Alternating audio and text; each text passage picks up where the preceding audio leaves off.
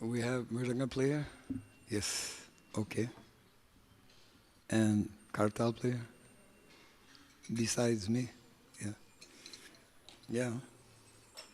If you can count up to 3. 1, 2, 3. 1. Monday is a little bit more intimate. Small group.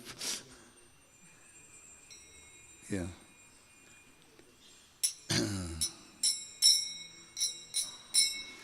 Jaya Radha Madhava Kunja Bihari Radha Madhava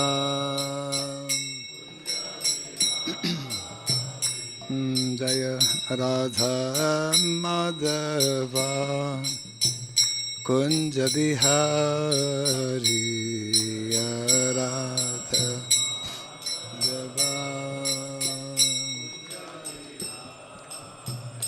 Jaya Gopi Jana Vallabha Girivara Dhari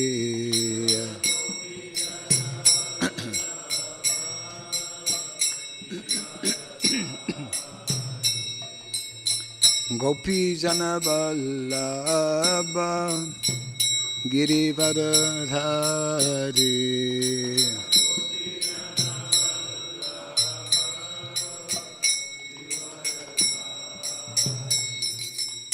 Yashodanandana Braja Janarandana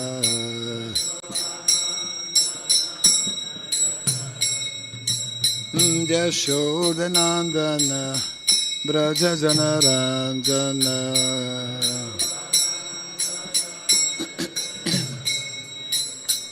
Jamuna Tira Vanachari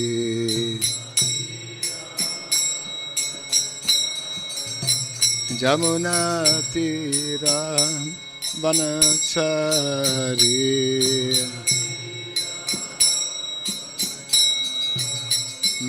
Jaya Radha Madhava Kunja Bihari Radha Madhava Jaya Radha Madhava Kunja Bihari Radha Madhava Jaya Radha Madhava Radha Madhava Radhe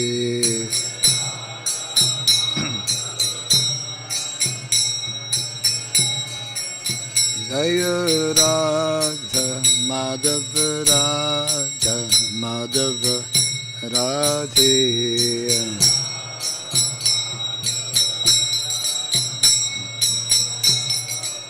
Jaya Prabhupada Jaya Prabhupada Prabhupada Jaya Prabhupada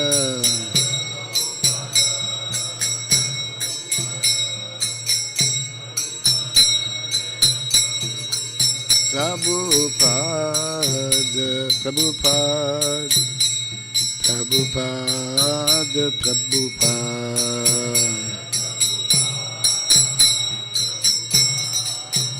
Prabhupada, Prabhupada, Gaur Premanande.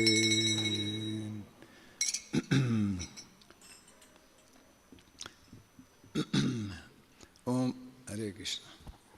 Jai. Jai. Hare Krishna. Thank you.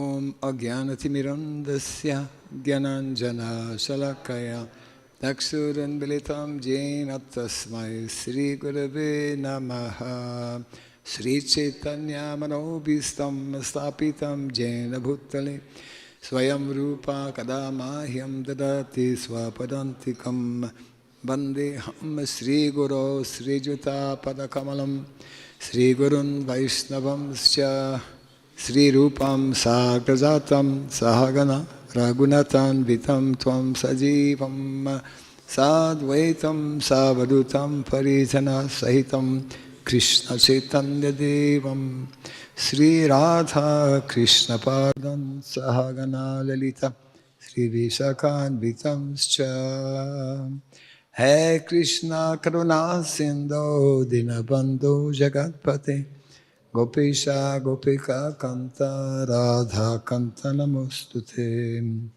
Tapta Kanchana Gaurangi Radhe Vrindavaneshwari Vrishabhanu Sute Devi Pranamami Hare Priye Vansakalpa Tarubhyasyam Kripa Sindhu Vaivacha Patitanam Pavanebhyo Vaishnavebhyo Namo Namaha Narayanam Namaskritya Naram Chaiva Narottamam Devim Saraswatim Vyasam Tato Jayamudirayat.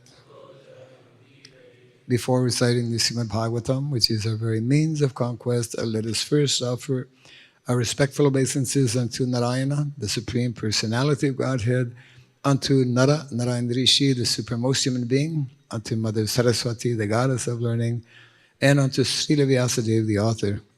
Nasta praya shabadreshu nityam bhagavata sevaya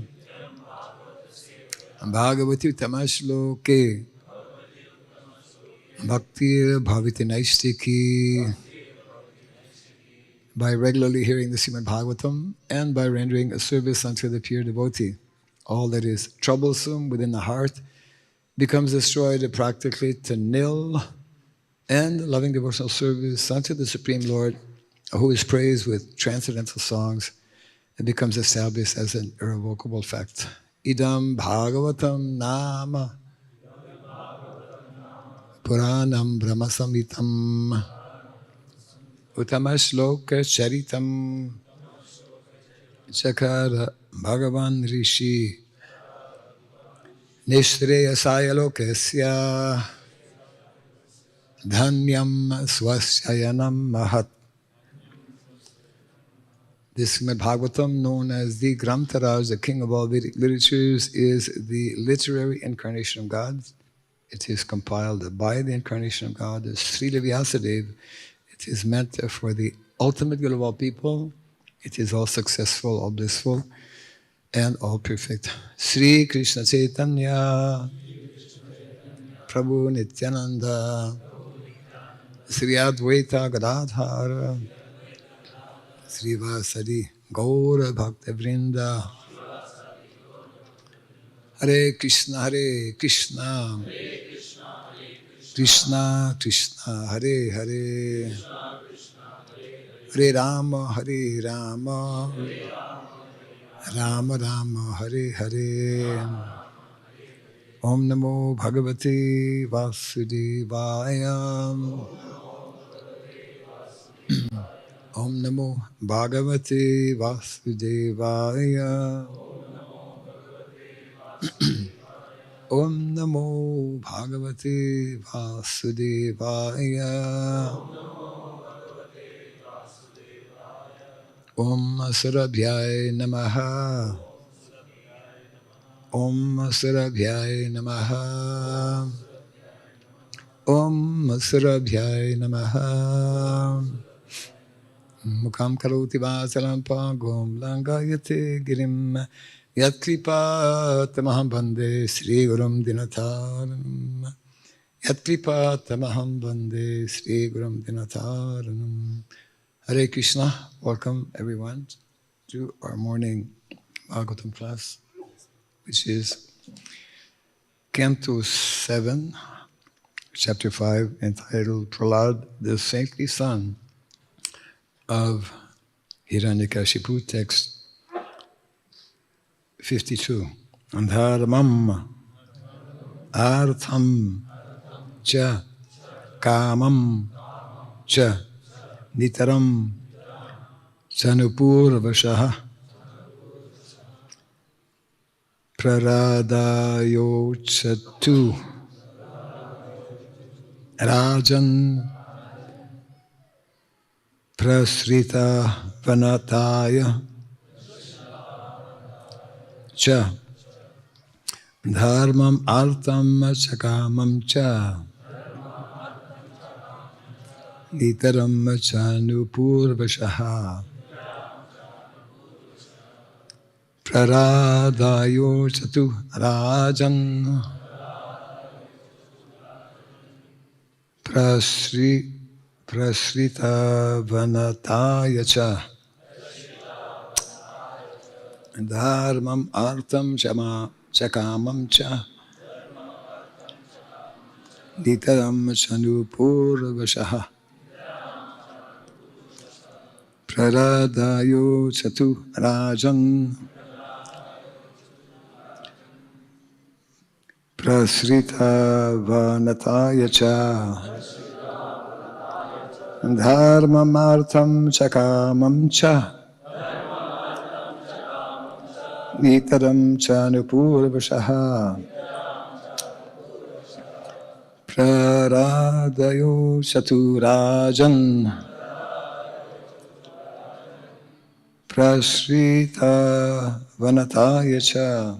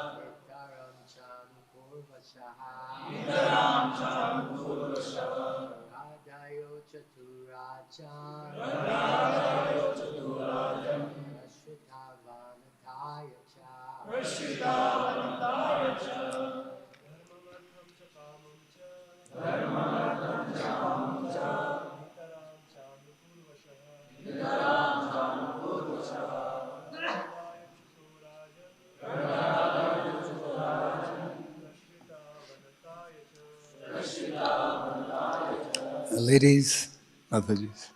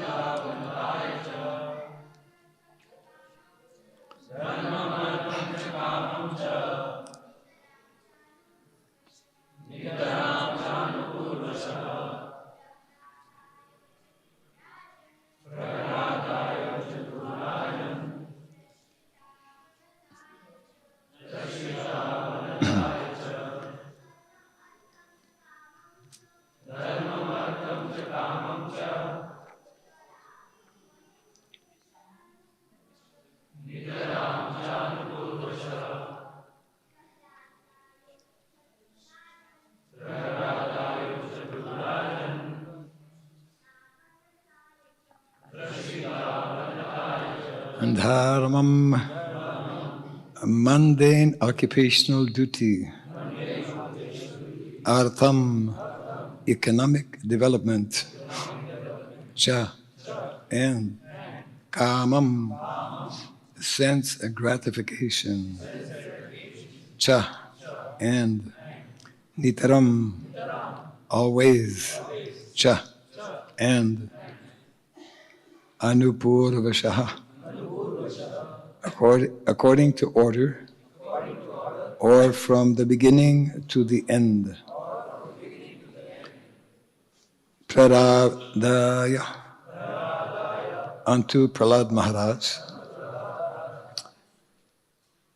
Uchatuhu, they spoke. Rajan, O king. Prasrita, who was humble. Avanataya, and submissive. Cha, also. Translation and purport by His Divine Grace A.C. Bhaktivedanta Swami Srila Prabhupada Ki.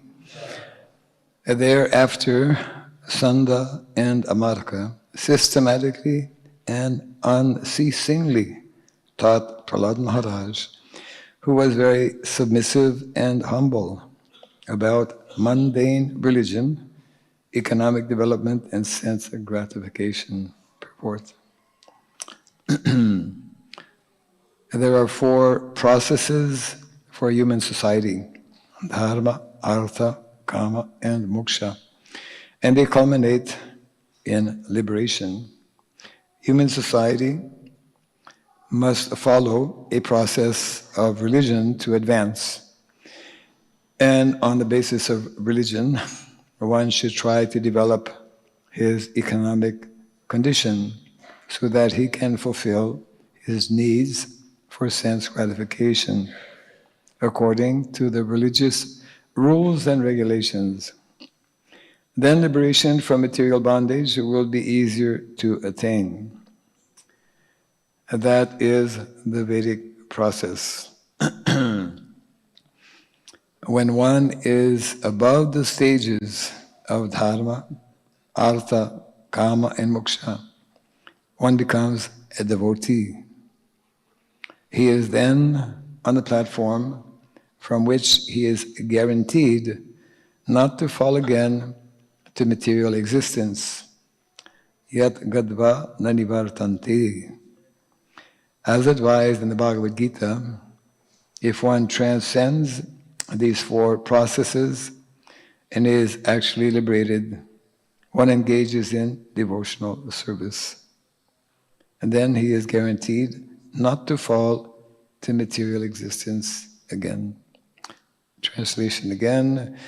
Thereafter, Sanda and Amarka systematically and unceasingly taught Prahlad Maharaj, who was very submissive and humble, about mundane religion, economic development, and sense gratification.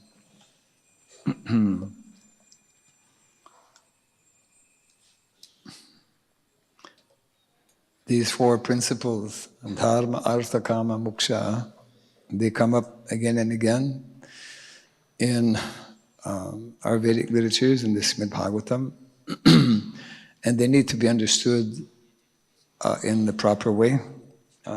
Here, of course, we see how the teachers of Prahlad Maharaj are teaching him about mundane, occupation, mundane economic development, etc., ultimately for the purpose of sense gratification. And that type of dharma, artha, kama, moksha is actually rejected, just like Krishna at the end of the Bhagavad Gita, sarva dharmam parityaja, mamekam saranam praja. That is the goal and the objective, to give up all materially motivated activities or purposes and simply to surrender to Krishna in pure devotional service.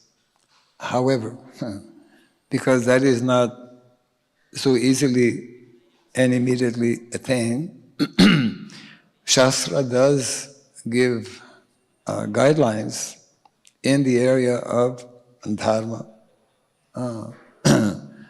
artha, kama, and moksha.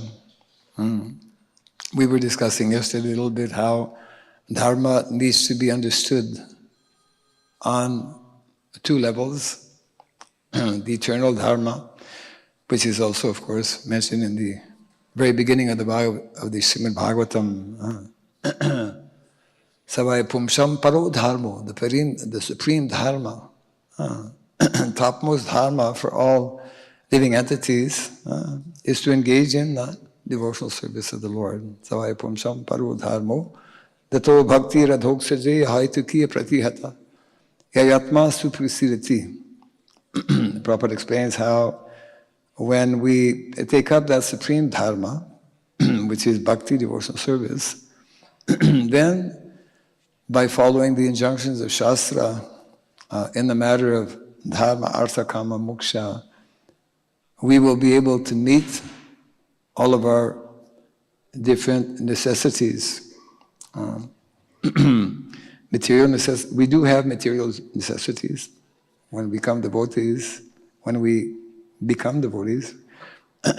take up the process of spiritual life, it's not that we negate material necessities, but we learn to fulfill our material necessities by following what is prescribed in the Shastra.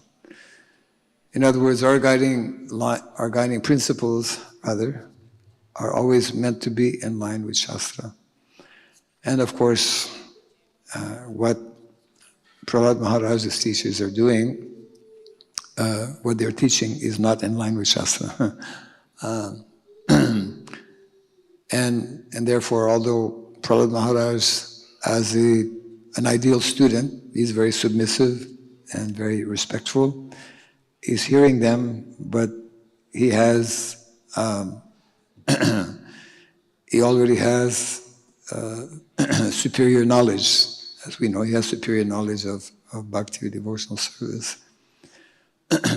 So, just like in the Bhagavatam also, Sarva Kama Dugamahi, it is mentioned Kama. Kama can be understood either as sense gratification or meeting our material necessities of life. So dharma per se, dharma is rejected when it is for sense gratification. Dharma is accepted when the ultimate objective is to actually become freed or liberated from all kinds of activities of sense gratification.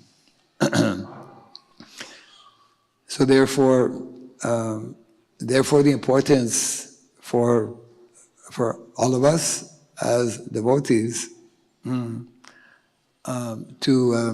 know about dharma, to know Shastra. Sometimes there is confusion in the material world. It's quite understandable that there will be confusion, especially in Kali Yuga. But in the context of devotees, will present the argument. Lord Chaitanya Mahaprabhu focused on Bhakti. We are followers of the Bhakti movement. We are fortunate to have received and understood what is the Yuga Dharma for the sage of Kali, which is the chanting of the holy name. Therefore, why we don't just concentrate on that? Why do we have to bother about other things? So in one conversation, Prabhupada explained how yes, Lord Chaitanya Mahaprabhu, especially in Jagannath Puri, that's his whole Leela and pastime, he was fully, totally absorbed in Krishna Prem, and he was constantly chanting the holy name, remembering so many different pastimes of the Lord, and Ramanandarai and Sarup Damodar were helping him actually in his ecstasy by quoting so many verses. But then Prabhupada made the following statement: but we will not imitate Lord Chaitanya. We will not falsely, artificially, and for that matter, we will also not imitate Namacharya Srila Haridas Thakur, who could spend 22 hours or more in chanting the holy name. And therefore, Dharma, Artha, Kama needs to be understood in its proper context. There is a need for economic development. As a matter of fact, it's one of the Vedic sciences we were making reference to. But that's why, again, it's important we have to hear from Shastra what is actually economic development, isn't it? What is the ideal economic development that will more quickly, this is for, of course, the Grihasthas.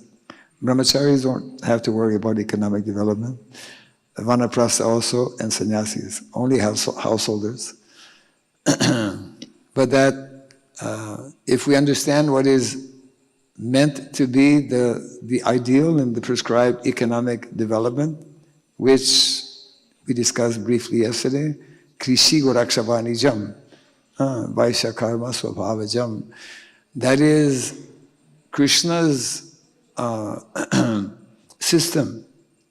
That is Krishna's system for householders in particular, to meet their ideal way to meet their basic material necessities of life in such a way that it will favor, that it will facilitate, that it will, as we used Prabhupada's term yesterday, that it will accelerate that type of economic development based on Krishi Guraksha will accelerate our ability to actually develop spiritual qualities.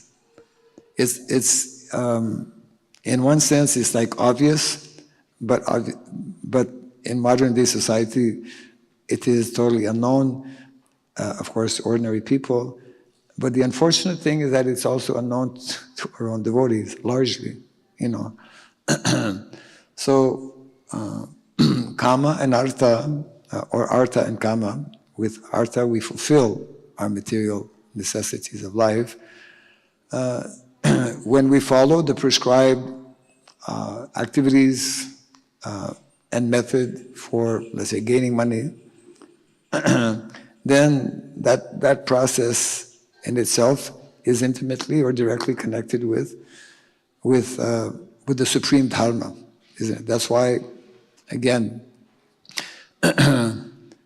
our more recent acharyas, Srila Bhaktivinoda Thakur, Srila Bhaktisiddhanta Saraswati Thakur, and our own ISKCON founder Acharya, Srila Prabhupada, they introduced, we don't see it so much previously, at least I've not come across it, they introduced the word Daiva Varnashrama, isn't it? Because sometimes people say, well, why should we engage in material activity? Varnashrama is material. It's material if you have that consciousness. But actually, some very interesting and important statements made by Srila Bhaktivinoda Thakur, who explains how if someone serves within that God-created, system, material system, but if his mind or his intention is to please Krishna, which is the basis, then all of those so-called material activities, they don't incur or create karmic reaction.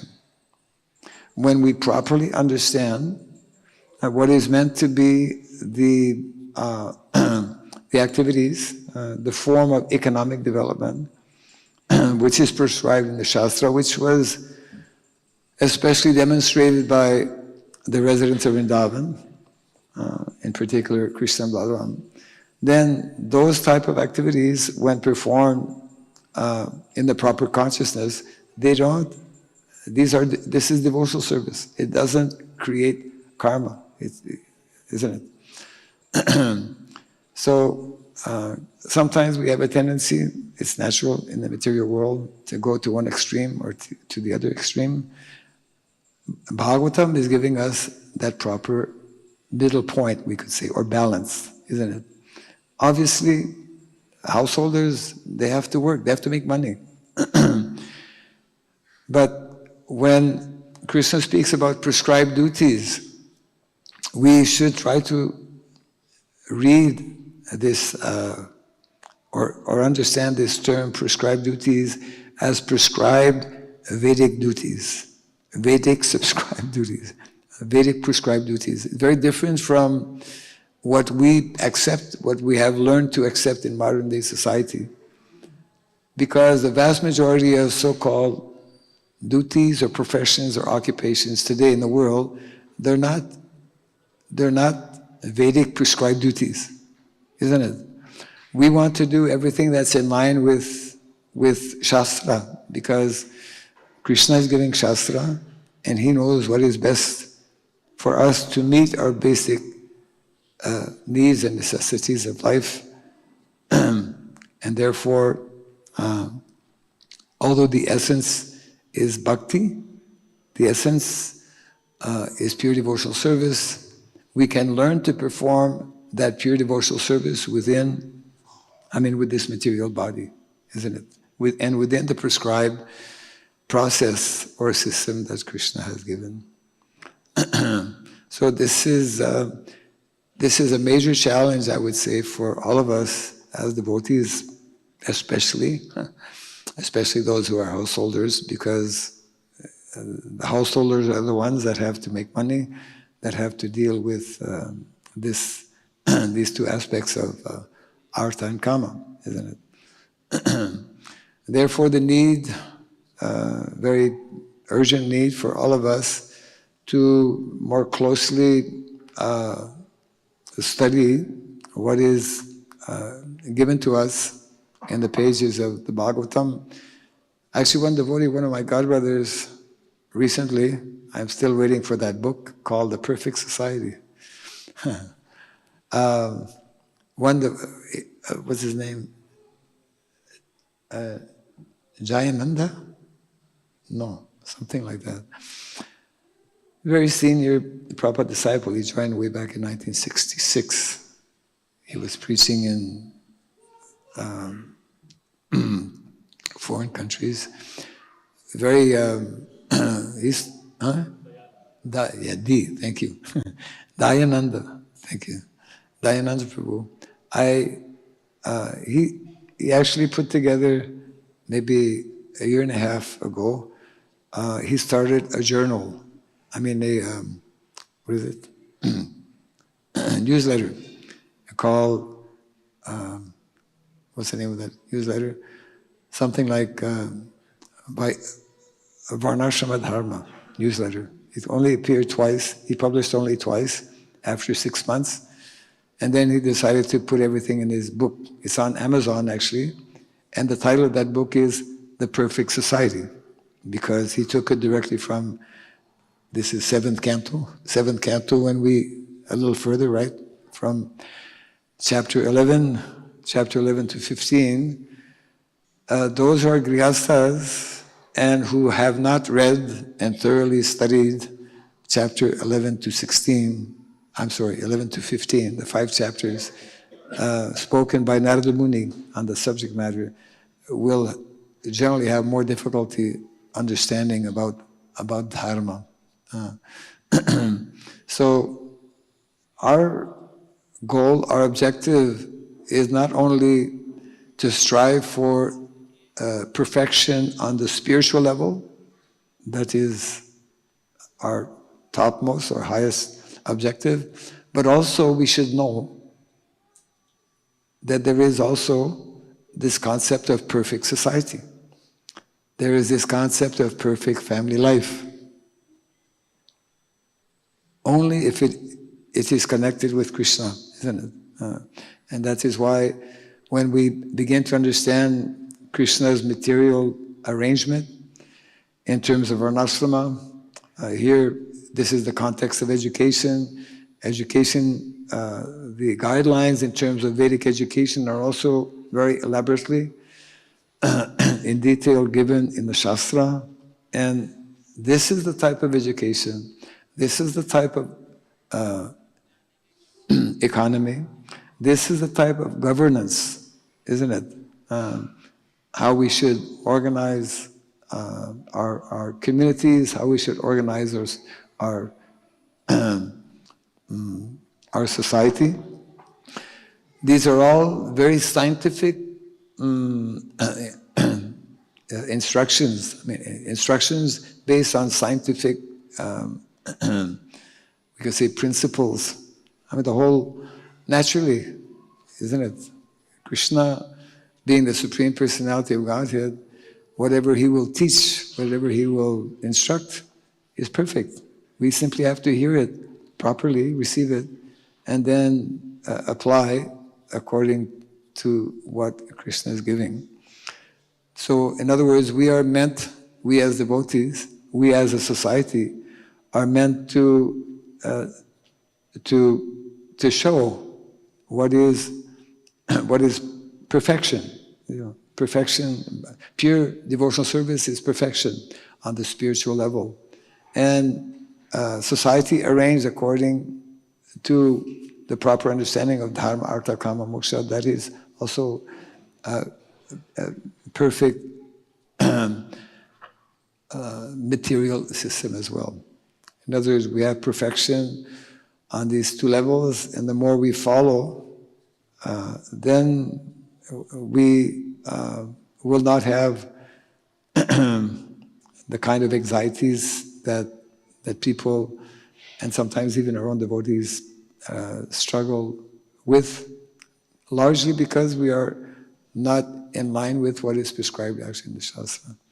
So the safest position for all of us is to hear nicely, to read and to study, and then in keeping with so many examples that are there in the Shastra, to follow in the footsteps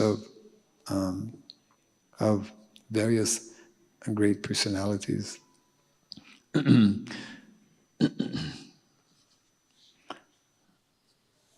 So I think everyone can relate to the fact that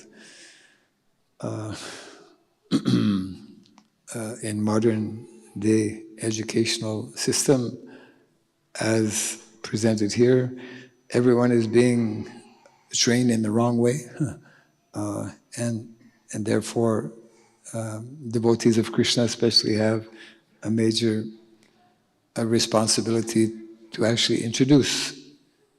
We should introduce first and foremost amongst ourselves, and then we can introduce to others as well. So I'm told that on Mondays the classes are a little shorter, so we can take some time for possible questions. Yes, 1, 2 hands are up. First, Mike can come here, and then Mike should go on the Mataji side. Yes, yesterday I didn't see the hands of yeah. Hare Krishna Maharaj, Yes. Thank you very much for an enlightening class. Maharaj, I have heard somewhere that in the Vedic times, the ratio of the society was 1 Brahmana, 9 Kshatriyas, 90 Vaishyas and 900 Shudras, like that. And then the rest of the society was like tribal and outcasts and those people. I'm looking for that reference. Do you have it? One devotee told, so I don't have the scriptural reference, but it is logical to also understand that they will be like, majority will be like workers in general. So my question, Maharaj, is that in today's society, as it is said, in general people are like even below Shudras, and like because there is no Varnashrama and all that. So statistically looking, if we see the now huge number of people who come to the temples, like because of Chaitanya Mahaprabhu's grace, divine mercy, that many millions and millions of people are coming to the temples, and out of them few become take to this process of sadhana bhakti, and then they gradually. So Maharaj, my question is that all this ideal example of the perfect society and this Daivi Varnashram, first of all, not everybody can understand, and beyond understanding, to implement and to execute and to do requires leadership. Like as Prabhupada said, Srila Prabhupada said that the Brahmanas, the head of the society has been formed in the shape of Brahmanas and Sannyasis and all that, but the arms and the legs and the other parts are still to develop. So Maharaj, my question is that instead of talking at a broad level, if we have few leaders who can actually execute this, then it will be easier for the masses to follow. Just like in the outside world, few people drive the entire population towards their ideas. So do you see, Maharaj, in the short time, or like how, whether these leaders are coming up in our society, ISKCON society, who can actually implement this? Because masses will not understand maybe. Okay.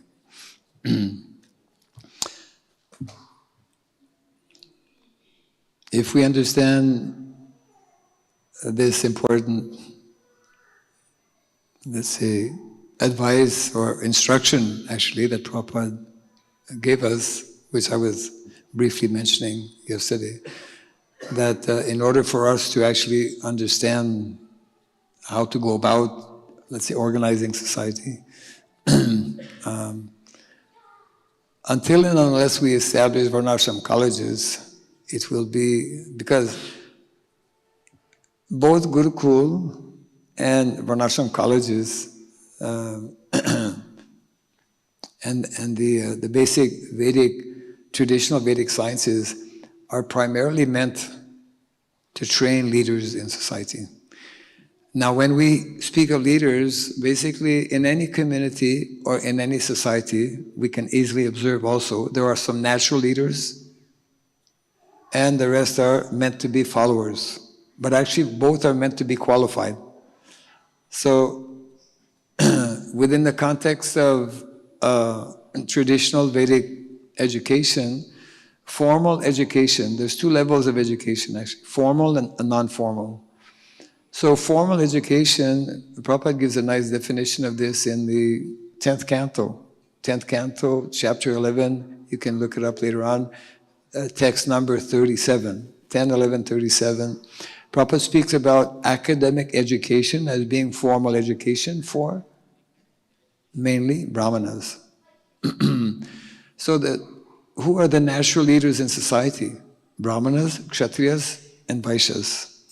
Why are they natural leaders? Because so many people will actually depend on them in so many different ways. We depend on farmers for producing food. We depend on the Kshatriyas for giving protection. We depend on the Brahmanas for giving us knowledge. So unless we introduce the traditional sciences that are spoken about, briefly we mentioned this yesterday, then we will not so easily, I would say we are not, my limited observations, I don't see that we are training properly leaders to deal and understand the modern day system, the context in which we are finding ourselves. Not only do we need, you see, from brahmanas, of course, Prabhupada's whole purpose in going to America, as he pointed out, was to put a head back on society, to train brahmanas. But once proper brahmanas are trained, they will naturally, automatically train individuals who will become kshatriyas, who will become vaishyas, and who will become good shudras, you see. Within that system of varna and ashrama, everyone, including shudras, are actually very elevated souls. In the Bhagavatam, Narada Muni, he gives a list of like 9 qualities of a shudra. 9 qualities of a shudra, that you find that in, I think, chapter 11, canto number 7. And two of those qualities is satyam and saucham, which are 2 of the basic, 2 of the 4 pillars of dharma, honesty and cleanliness. You want to have a servant who's going to be honest and clean. And people have servants to actually keep their house clean.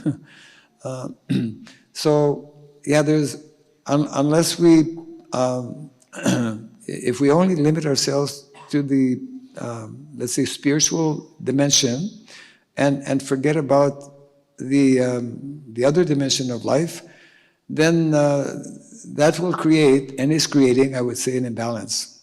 Because we have these two levels, these 2 realities. We're sitting here in this body, this material body, and this body has some basic material necessities, although we are the spirit soul within the body. So in a broader sense, society, there's so many material necessities and arrangements that are, again,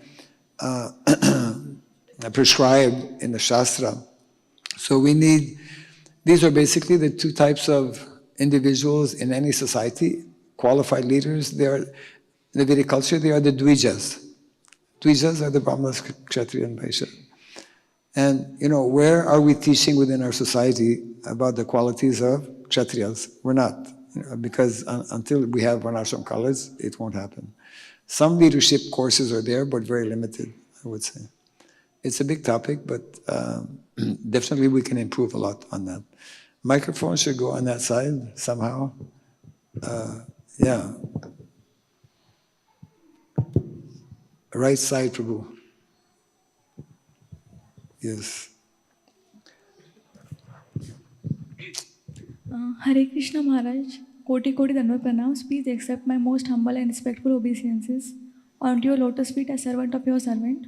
Thank you Maharaj for this nectarian class. Maharaj, today you talked about dharma. And Krishna says in Bhagavad Gita, Sarva dharma parityajya mam ekam sharanam vraja. And aham tvam sarva papebhi moksheshami ma socho. And in 9 stages of bhakti, namely Shraddha, Sadhusam, Bhajan Kriya, Anartha Nivritti, Nishtha Ruchi, Asakti, Bhava, Prem, which is the minimum stage where we can surrender all our dharma and engage in loving devotional service to the Krishna. Could everyone hear that? What was your question? This verse, Sarva Dharma Parityajya. Yeah. At which stage of bhakti, in the 9 stages, can we properly implement and can render pure devotional service? Among the 9 stages, at which stage Sarva Dharma Parityajya one can actually properly apply? Among the 9 stages. Shraddha, Yes. Sadhu, So she's asking which stage one will be able to live by the source properly. At which stage we can abandon all material dharma? That's the question. Which is the minimum stage of bhakti where we can surrender all our dharma and engage in devotional service to Krishna. See, we need to understand dharma that is materially motivated, that dharma we should abandon. But dharma, like the verse that's there in the first canto, the param dharma is bhakti. That we don't abandon. Actually, in the early days when they translated the book in Indonesia, it was that verse ended up, going to the Ministry of Religion in Indonesia, and they banned ISKCON. For many, many years. So it needs to be, because they still follow basic principles of dharma, because they have different ministries, not only for Islam, but also for Hindu. So that needs to be understood properly. The same word dharma, when it is materially motivated, that we should give up. And dharma, when it is pure devotional service, obviously, that should never be given up. And even though we may attain the pure level of pure devotional service, that's also explained by our acharyas, one needs to work, one will work within that system. In any event, there's very few people who will attain that high level of liberation, and therefore, again, I think I might have mentioned that yesterday, Srila Bhaktivinoda Thakur makes the following, I would say, profound statement, that Varnashrama is for the Vaishnavas in their conditioned state. We tend to think that, well, now we have become Vaishnavas, we are totally liberated. That would be so nice. But in a very important conversation, Prabhupada was having to argue with one devotee who was telling, but Prabhupada, we're devotees, we're Vaishnavas, following in the footsteps of Lord Chaitanya, chant Hare Krishna, practice pure devotional service. Why do we have to bother with Varnashram, which is material? And for those who have read, you will remember Prabhupada's reply, it is not so easy to be Vaishnava. It is not at all easy to be Vaishnava. Then Prabhupada continues in the same conversation right after this, in order to become Vaishnava, you have to follow the principles of Varnashrama. Isn't it? Because by nature, Varnashrama, which is created by Krishna, leads us gradually, systematically, towards elevated goodness, isn't it? And it is only when we are on the level of goodness that we more easily can practice devotional service.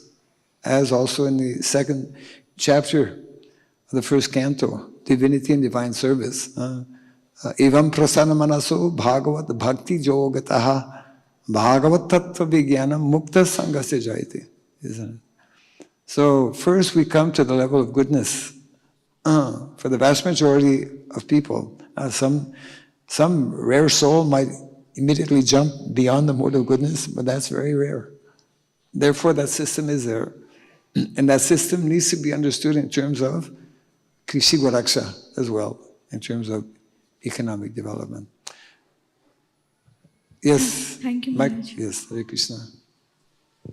Microphone is right here. Oh, yeah.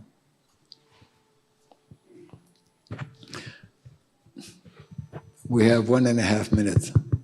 Thank you, Maharaj. Hare Krishna for a very wonderful class. I was thinking, Maharaj, as a preacher, we have different roles to play.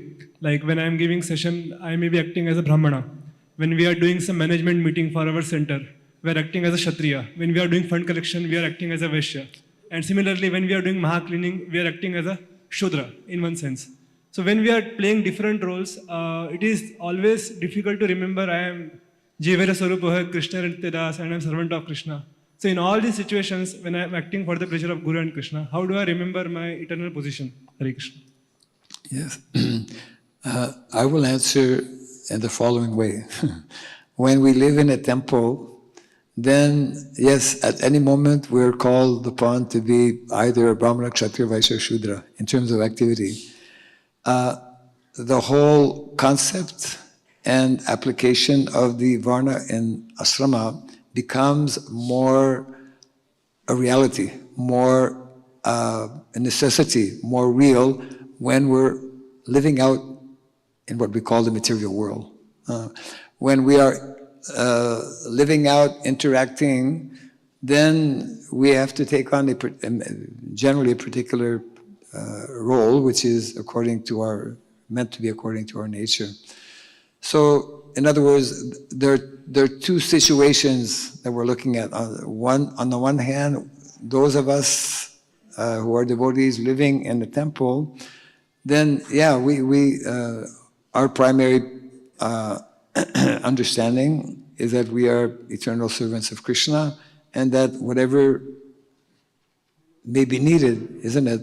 We do the needful, so to speak. So sometimes we may play a role of a Brahmana, or as you mentioned, Generally, it becomes more